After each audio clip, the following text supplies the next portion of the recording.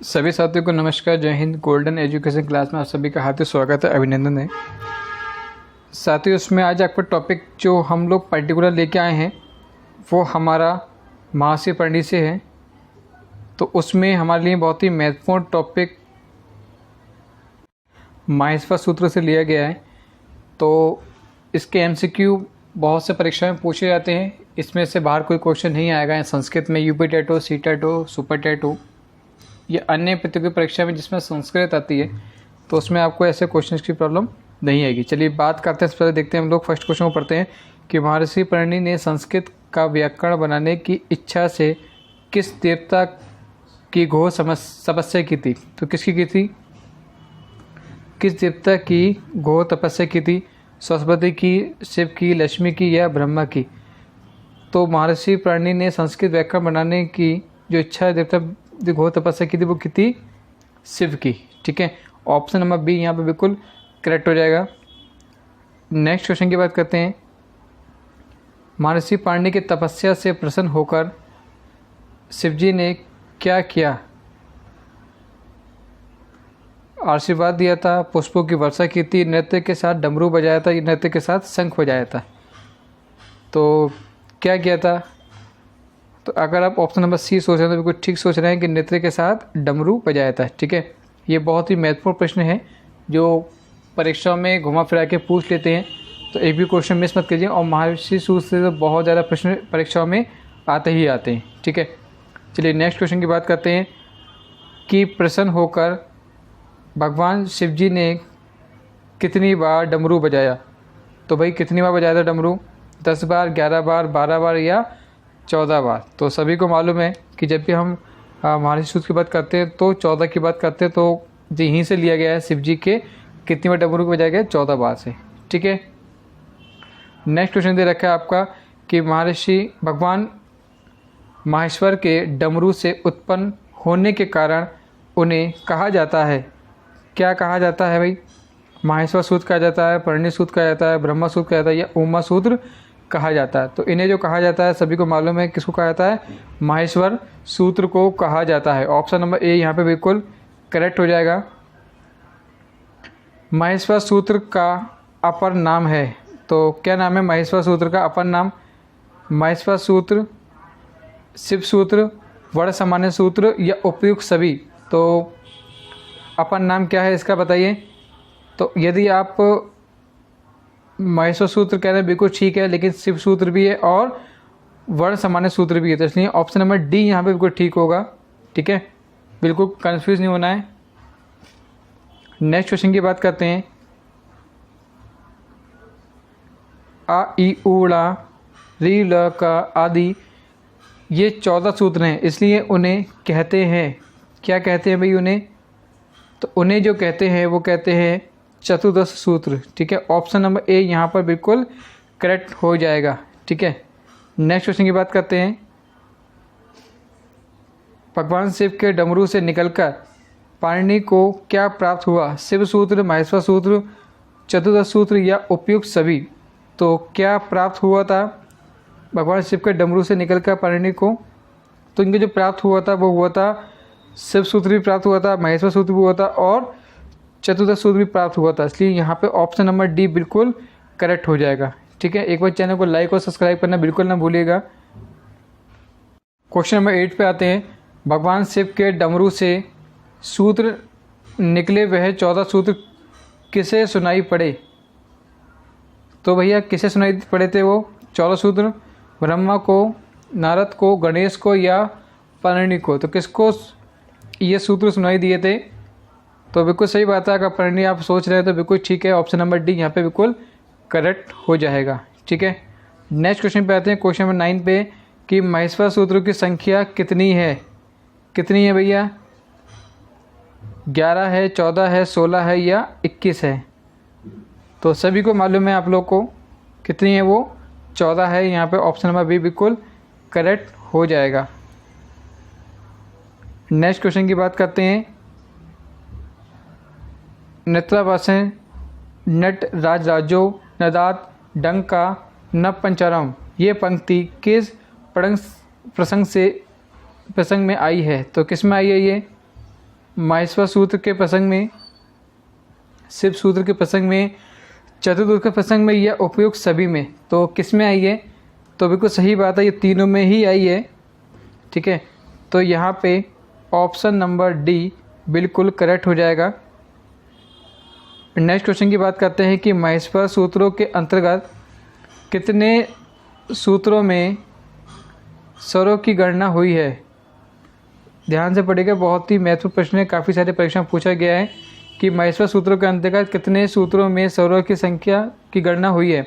2 की, 4 की, 6 की या 8 की? तो किसकी हुई है, कितनी हुई है? तो सभी को मालूम है कितनी, 4 सूत्रों की गणना हुई है। इसके बारे में डिटेल से भी आपको हम एक वीडियो अपलोड कर देंगे ताकि आपका पूरा कॉन्सेप्ट भी क्लियर हो जाए। फिलहाल आपका रिवीजन के तौर पे आपके लिए बहुत ही महत्वपूर्ण सीरीज़ है ये। माहेश्वर सूत्रों के अंतर्गत कितने सूत्रों में व्यंजनों की गणना हुई है? तो कितने सूत्रों में व्यंजन गणना हुई है? 4 की, 8 की, 10 की या 11 की? तो ये जो गणना हुई है ये हुई आपकी, व्यंजनों की बात चल रही है यहाँ पे, वो ही आपकी 10। ठीक है, 10 सूत्रों की व्यंजनों की गणना हुई है। नेक्स्ट क्वेश्चन की बात करते हैं कि चतुर्दश सूत्रों में इत संज्ञक वर्णों की संख्या कितनी मानी जाती है? तो कितनी मानी जाती है? 10, 11, 12 या 14? तो बिल्कुल सही है। अगर आप सोच रहे हैं कि चतुर्दश की बात चल रही है तो यहाँ पे कितना हो जाएगा? 14। अगर ऑप्शन नंबर सी सोचा था, बिल्कुल ठीक सोचा था आपने। माहेश्वर सूत्रों में किन व्यंजन वर्ण की 2 बार गणना की जाती है? तो 2 बार गणना की जाती है, अणा की, हा की, शा की या जा की। सब पे हलंत लगा हुआ है, ध्यान से देखिएगा एक बार। तो बिल्कुल सही है कि अगर ऑप्शन में बी सोचा तो बिल्कुल ठीक सोचा है कि हाँ, मतलब हल। तो 2 बार गणना की जाती है माहेश्वर सूत्र में इस व्यंजन की। ठीक है, ध्यान रखना है आपको। नेक्स्ट क्वेश्चन,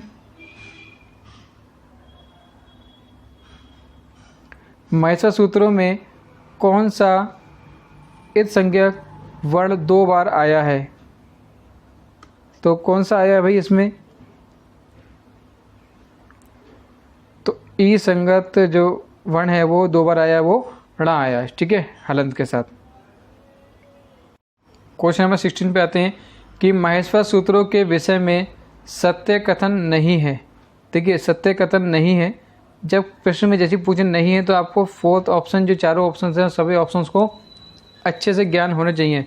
तो फर्स्ट ऑप्शन कह रहा है कि सर्वप्रथम स्वर वर्ण है, 5वें 6ठे सूत्र में अंतस्वत वर्ण है, वर्गीय व्यंजनों में सर्वप्रथम पंचमाक्षर वर्ण है, 10वें सूत्र में अच वर्ण है या अंत में उष्म वर्ण है। तो किसमें कथन में नहीं है पूछा गया है, तो नहीं के अकॉर्डिंग ये हो जाएगा आपका अंत वाली बात चल रही है, तो अंत में उष्म वर्ण, ये कथन सही नहीं है माहेश्वर सूत्र के हिसाब से। ठीक है, नेक्स्ट क्वेश्चन पे आते हैं, क्वेश्चन नंबर 17 पे कि माहेश्वर सूत्र में हकार की 2 बार प्रयोग किया गया है।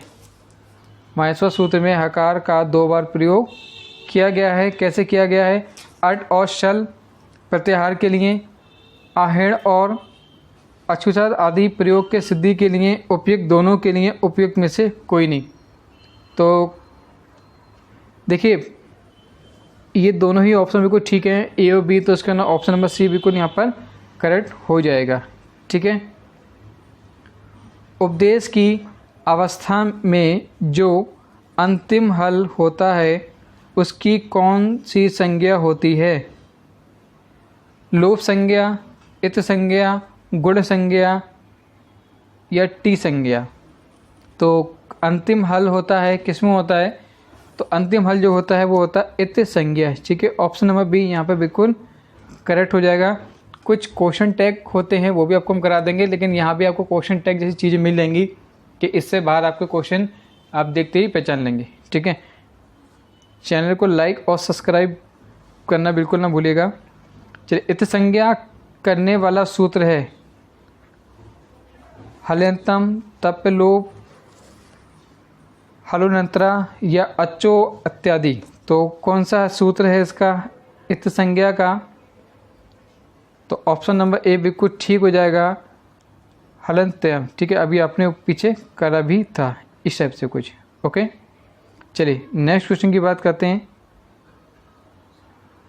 उपदेश किसे कहते हैं? उपदेश किसे कहते हैं?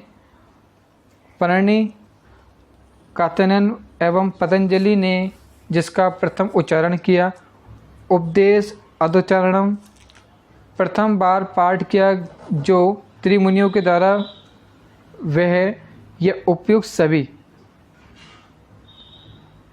तो बिल्कुल सही बात है, ये उपदेश जो दिया था तीनों ने ही दिया था, तीनों से ही रिलेटेड होता है, तो ऑप्शन नंबर डी यहाँ पे बिल्कुल करेक्ट हो जाएगा।